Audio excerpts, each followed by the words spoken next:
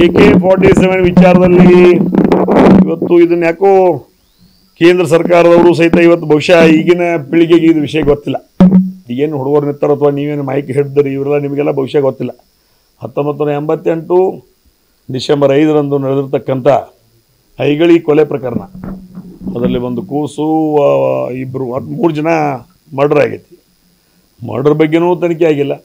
ಮತ್ತು ಅದು ಮರ್ಡರ್ ಹೆಂಗಾಗೈತಿಪ್ಪ ಅಂತಂದರೆ AK-47 1988ರಲ್ಲಿ ನಮ್ಮ ಭಾರತ ದೇಶದ ಮಿಲಿಟ್ರಿಯಲ್ಲಿಯೂ ಸಹಿತ ಡಿಫೆನ್ಸಲ್ಲಿಯೂ ಸಹಿತ ಆ ವೆಪನ್ ಇದ್ದಿರಲಿಲ್ಲ.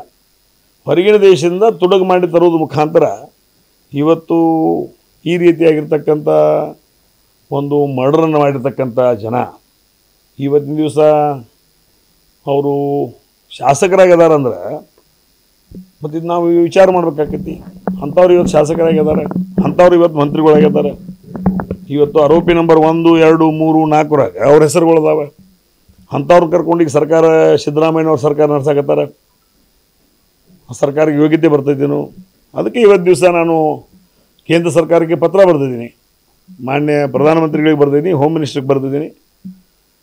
ಇದನ್ನು CBI ಎನ್ಕ್ವೈರಿ ಮಾಡಬೇಕು, ಕೂಡಲೇ CBI ಎನ್ಕ್ವೈರಿ ಮಾಡಬೇಕು. ಸುಮ್ಮನೆ ಇವತ್ತು ಆಸಾಮ್ದಲ್ಲಿ ನಕ್ಸಲೈಟ್ಸ್ ಹೋರಾಟ ಮಾಡ್ತಾರೆ, ಅವ್ರ ಮ್ಯಾಗ ಮಾಡ್ಕೊತ ಹೋಗ್ತೀವಿ ನಾವು. ಅವ್ರು ಹೋರಾಟ ಮಾಡಕತ್ತದು ನಮ್ಮ ಮೂಲಭೂತ ಸೌಕರ್ಯ, ನಮ್ಮ ಸ್ವತಂತ್ರ, ನಮ್ಮ ಕೂಡಲೇ ಅನ್ನುವಂಥ ಭಾವನೆದಾಗ ಅವ್ರು ಪಾಪ ನಕ್ಸಲೈಟ್ಸು ಅವರು ಇವರು ಹೋರಾಟ ಮಾಡ್ತಾರೆ. ಅವ್ರ ಮ್ಯಾಗ ಏನು ಬೇಕಾದ್ರೆ ಮಾಡಕತ್ತೀವಿ. ಅವರು ಮತ್ತು ಸಣ್ಣ ಬಂದೂಕದವರು. ಇವ್ರು AK-47 ಇದ್ದವ್ರ ಮ್ಯಾಗ ಏನೂ ನಿಮ್ಮದು ಕ್ರಮ ಇಲ್ಲ.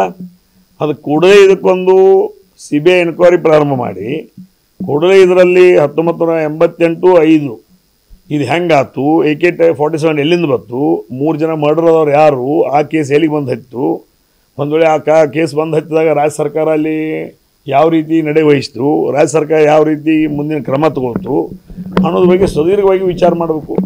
ಮತ್ತು ಈಗ ಅವರು AK-47 ತಂದವರು ಮಂತ್ರಿ ಆಗಿದಾರಂದ್ರೆ, AK-47 ತಂದವರು ಶಾಸಕರಾಗ್ತಾರಂದ್ರೆ, AK-47 ತಂದವ್ರು ಇವತ್ತು ದಿವಸ ಇಟ್ಕೊಂಡು ಬ್ಯಾಂಕ್ಗಳನ್ನ ಲೂಟಿ ಮಾಡ್ತಾರಂದ್ರೆ ಇವತ್ತು ಸಾಮಾನ್ಯ ಜನನೂ ಆ ಒಂದು ಕೆಲಸಕ್ಕೆ ಹಾಕ್ಬೇಕಾಕೈತಿ. ಅದಕ್ಕೆ ಕೇಂದ್ರ ಸರ್ಕಾರಕ್ಕೆ ನಾನು ಮನವಿಯನ್ನು ಮಾಡ್ತೀನಿ, ಆದಷ್ಟು ಬೇಗನೆ ಈ ವಿಷಯ ಬಗ್ಗೆ CBI ಎನ್ಕ್ವೈರಿ ಮಾಡಬೇಕು. CBI ಎನ್ಕ್ವೈರಿ ಮಾಡೋದ್ರ ಮುಖಾಂತರ ತಪ್ಪಿಸ್ತರ ಮೇಲೆ ಉಗ್ರವಾಗಿರ್ತಕ್ಕಂಥ ಕ್ರಮ ಕೈಗೊಳ್ಬೇಕು. ಮತ್ತು ಅವ್ರಿಗೆ 2 ತಂದವ್ರು 10 ತಂದವ್ರು ನಂಗೆ ಗೊತ್ತಿಲ್ಲ. ಮತ್ತು ಇನ್ನು ಉಳಿಕಿದ್ದು ಎಲ್ಲಿದಾವೆ ಅದ್ರ ಬಗ್ಗೆನೂ ಸರ್ಚ್ ವಾರೆಂಟ್ ಮಾಡಿ ಅದನ್ನು ಸಹಿತ ಅವು AK-47 ಉಳಿದಂಥ ಗನ್ಗಳು ಎಲ್ಲಿದವ್ರ ಬಗ್ಗೆನೂ ಸಹಿತ ಅದನ್ನು ಸಹಿತ ಎನ್ಕ್ವೈರಿ ಮಾಡಬೇಕು ಅನ್ನೋ ಮಾತನ್ನು ಈ ಸಂದರ್ಭ ಹೇಳ್ತಾ, ಜೊತೆಗೆ ಕಾಂಗ್ರೆಸ್ ಗೌರ್ಮೆಂಟ್ ಸಿದ್ದರಾಮಯ್ಯವ್ರಿಗೆ ಒಂದು ಪ್ರಶ್ನೆ ಕೇಳ್ತಾ ಇದ್ದೀನಿ. ನಮ್ಮ ಒಂದು ಸರ್ಕಾರದಲ್ಲಿ ಕ್ರಿಮಿನಲ್ ಮೈಂಡೆಡ್ ಅವ್ರಿಗೇನೋ ಅಂತಾರೆ master minded. He is not master minded, he is criminal minded. Criminal minded ಇದ್ದವನು ಇವತ್ತು ನೀವು ಒಂದು ಮಂತ್ರಿ ಸ್ಥಾನ ಕೊಟ್ಟು ನಿಮ್ಮ ಸರ್ಕಾರದಲ್ಲಿ ಇಟ್ಕೊಂಡಿದ್ದೀರಿ. ನಿಮ್ಮ ಸರ್ಕಾರ ಇವತ್ತು ದಿವಸ ಆ ಒಂದು ಕಳಂಕ ರಹಿತವಾಗಿರಬೇಕಾದ್ರೆ ಅವ್ರನ್ನ ಇವತ್ತು ದಿವಸ ಅವ್ರ ಮ್ಯಾಗೆ ಇವತ್ತು ಅವ್ರನ್ನ ಮಂತ್ರಿಮಂಡಲದ ಕೈ ಬಿಡಬೇಕು.